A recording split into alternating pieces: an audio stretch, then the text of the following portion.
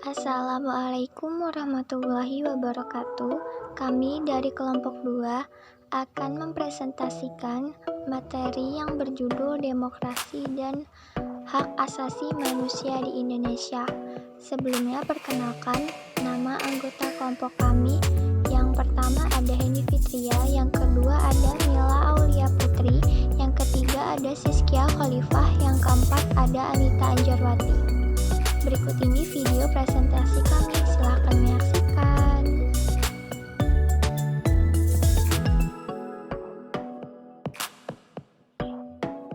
Yang pertama, materi akan dibacakan oleh saya sendiri.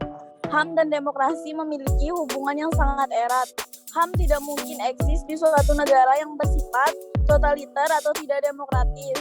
Namun sebaliknya, negara yang demokratis pastilah menjamin ekstensi HAM. Suatu negara belum dapat dikatakan demokratis apabila tidak menghormati dan melindungi HAM. Kondisi yang dibutuhkan untuk memperkokoh tegaknya HAM adalah alam demokratis di dalam kerangka negara hukum. Konsep negara hukum dapat dianggap memiliki model negara demokratis.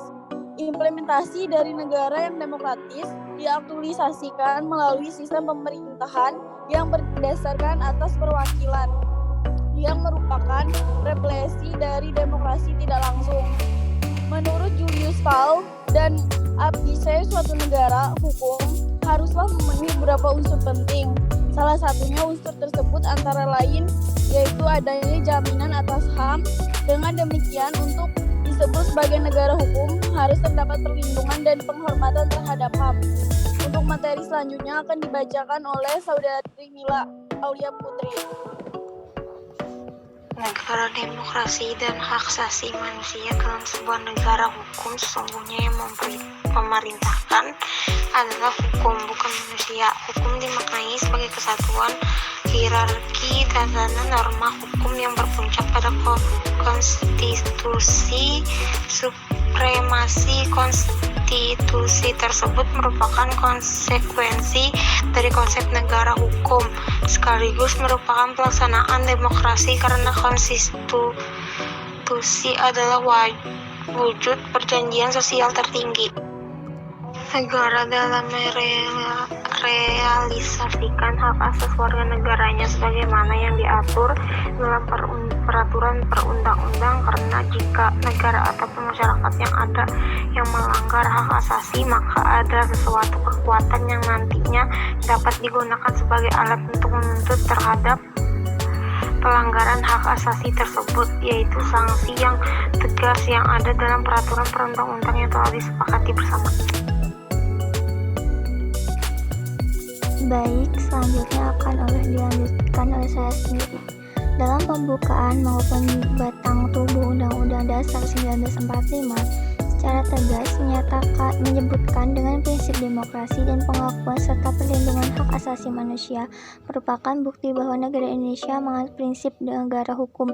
Ibarat sekeping uang, maka prinsip demokrasi merupakan salah satu sisi dari mata uang tersebut, dan prinsip negara hukum merupakan sisi sebelahnya.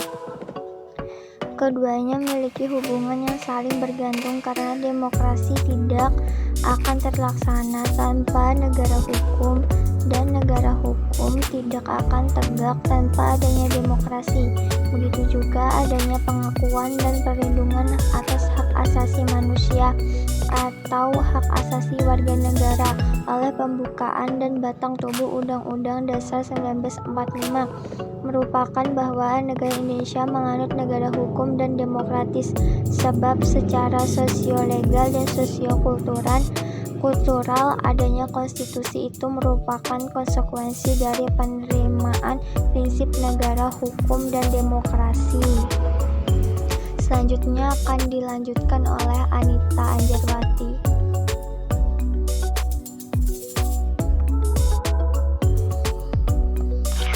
Kemudian negara berkewajiban untuk mengeluarkan peraturan perundangan dan instrumen hukum lainnya yang menjamin terpenuhinya hak asasi manusia bagi seluruh warga negara. Tidak hanya menguntungkan pihak-pihak ataupun kelompok tertentu, negara juga tidak berkenan mencampuri atau menghalang-halangi segala upaya yang dilakukan masyarakat dalam rangka memenuhi hak asasinya. dan prinsip demokrasi atau kedaulatan rakyat dapat menjamin peran serta masyarakat dalam proses pengambilan keputusan sehingga setiap peraturan perundang-undangan yang ditetapkan dan ditegakkan benar-benar mencerminkan perasaan keadilan masyarakat. Hukum dan peraturan perundang-undangan tidak boleh ditetapkan dan diterapkan secara sepihak oleh dan ataupun hanya untuk kepentingan penguasa dikarenakan hal tersebut bertentangan dengan prinsip demokrasi. Hukum tidak dimaksud untuk hanya menjamin kepentingan beberapa orang yang berkuasa, melainkan menjamin kepentingan keadilan bagi semua orang.